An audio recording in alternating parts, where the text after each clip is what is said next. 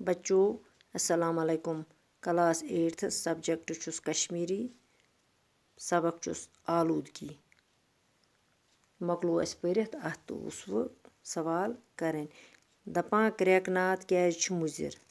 क्रैकनाथ क्या मुजिर ज़्यादा क्रैकनाथ करने तो बोजन कन बबलस तो दिलचे दुबराय पे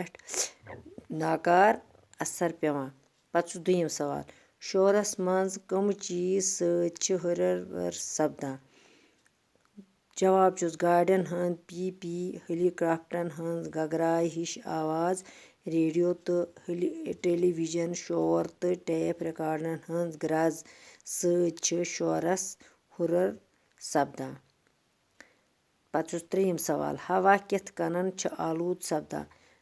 जवाब चुस गाड़ियन रेलन तो कारखानन मज पौध गसन वोल दुह हवास आलूद करान गाड़ियन रेलन कारखानन मज सह दुह नेरान